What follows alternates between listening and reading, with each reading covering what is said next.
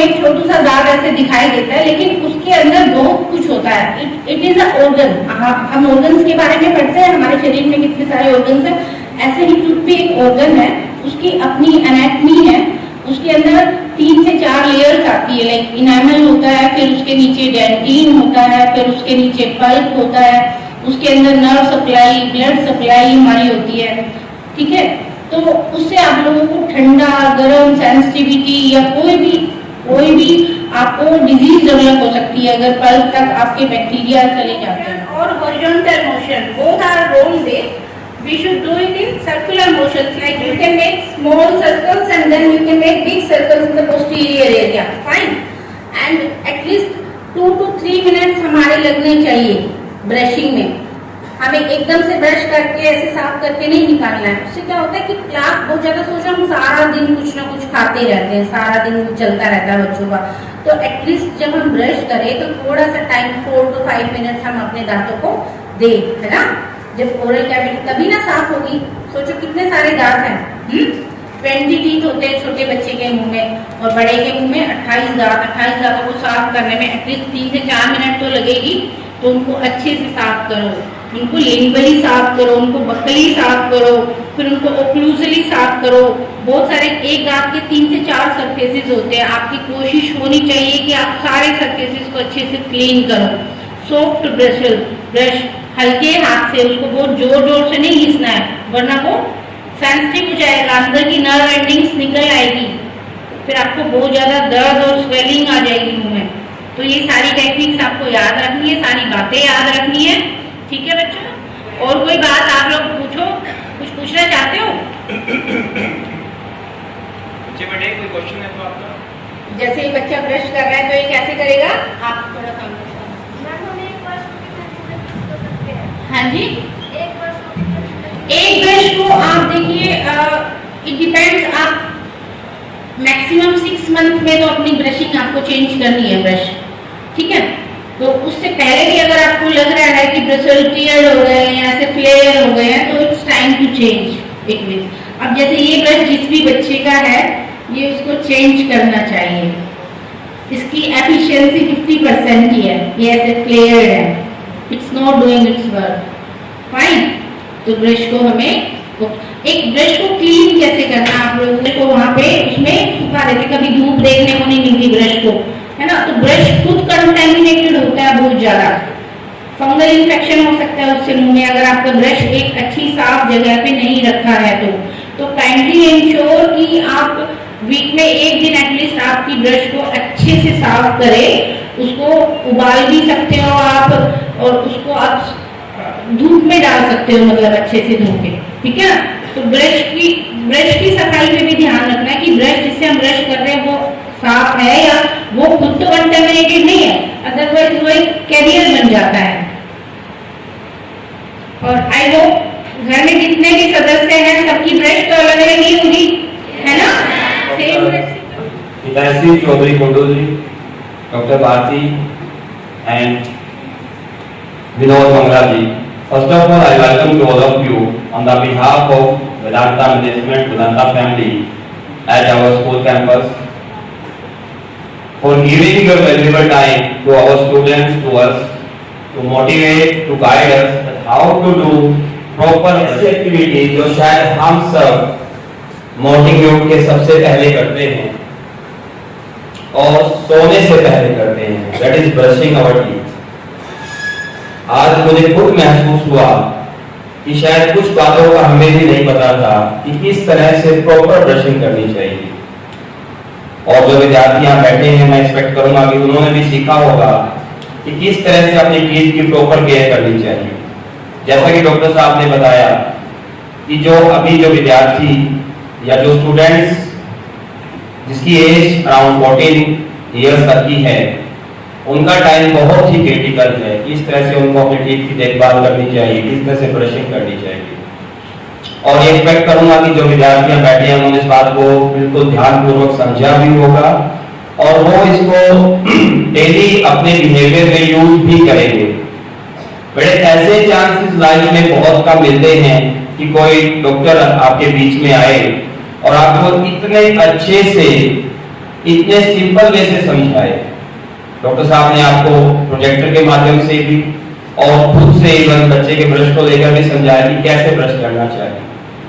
इसके साथ साथ अभी मैं देख रहा था हमारे टीचर्स ने बहुत ही अच्छा, हमारे विद्यार्थियों ने कोड बनाया हुआ है कि doctors are next to God.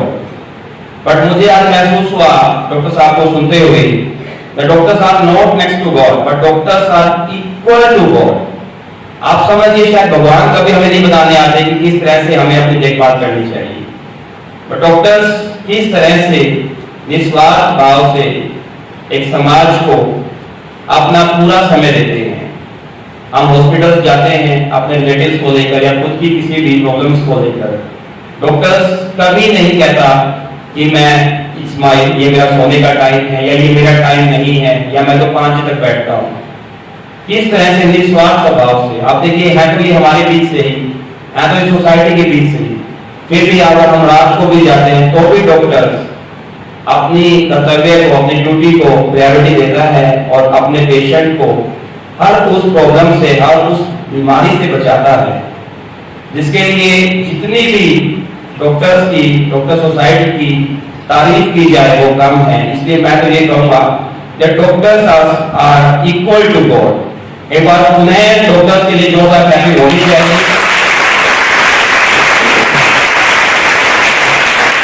मैं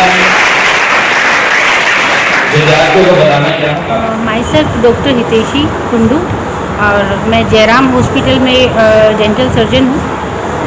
आई have done BDS and then post graduate diploma in implant from Nashik university और उसके बाद मुंबई में प्रैक्टिस किया मैंने 3 साल मुंबई में प्रैक्टिस किया। उसके बाद गुड़गांव में भी प्रैक्टिस किया और फाइनली हम लोगों ने प्लान किया कि क्यों ना अपने जो हमारा होम टाउन है, रूरल एरिया है, वहाँ पे जाके लोगों को सर्विस दी जाए। तो इस मोटिव के साथ हमने जयराम हॉस्पिटल को ज्वाइन किया है कि वहाँ पे लोगों को कुछ सुविधाएँ दे सकें।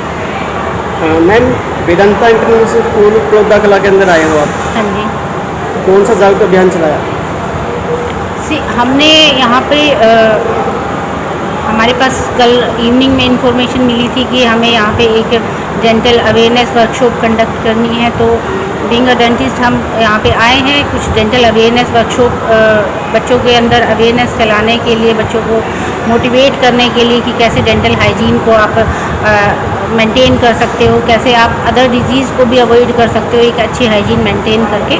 बिकॉज कहीं ना कहीं जब एक बैक्टीरिया मुंह में अगर होता है तो वो पूरी बॉडी को ही अफेक्ट करता है। उससे बच्चों को फीवर हो सकता है, उससे बच्चों को स्टमक एक हो सकता है, उससे बच्चों को हेडेक हो सकता है अगर डेंटल कैविटीज़ है तो बच्चे की ओवरऑल प्रोडक्टिविटी कम हो जाती है। तो डेंटल हाइजीन का ओवरऑल हेल्थ में मैं मानती हूँ बहुत ज़्यादा रोल है।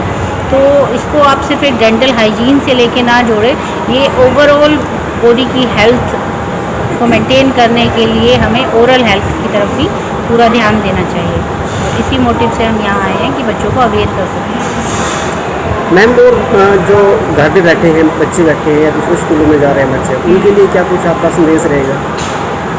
मैं उनको कहना चाहूँगी कि आप सबसे पहले तो ब्रशिंग ज़रूर करें। 2 टाइम्स ब्रशिंग बहुत ज़्यादा ज़रूरी है। अपना ओरल हेल्थ आप मेंटेन करके रखिए। जब भी आप कुछ भी खाना पीना खाते हैं उसके बाद ओरल रिंस करना बहुत ज़रूरी है, कुल्ला करना बहुत ज़रूरी है। अगर कुल्ला नहीं कर सकते एक आदत डाल लीजिए, कुछ भी खाने के बाद 1 सिप पानी की आपको पीनी है ताकि मुंह के अंदर रिमेनेंट्स, फूड रिमेनेंट्स ना रहे और उसी से फिर बैक्टीरियाज वहाँ पे आते हैं। तो एक जनरल हेल्थ अगर आप चाहते हैं कि आप डिजीज़ को अवॉइड करो, यकीन मानिए आप 30 से 40% डिजीज़ को अवॉइड कर सकते हो अगर आपकी ओरल हेल्थ अच्छी है। तो आपकी ओवरऑल प्रोडक्टिविटी बच्चों की बहुत अच्छी हो सकती है। उनका काम में भी दिल लगेगा, उनका पढ़ाई में भी दिल लगेगा, खेल कूद में भी दिल लगेगा अगर उनका स्वास्थ्य अच्छा रहेगा। स्कूल के बारे में सर मैम क्या कहना है आपका? किस तरह का माहौल आपने देखा? आपका स्कूल बहुत अच्छा है। और इतने अंदर मतलब ये एक फील्ड एरिया है, यहाँ पे इस लेवल का स्कूल अगर है तो मैं तो कहना चाहूँगी कि मैं बहुत इम्प्रेस हूँ।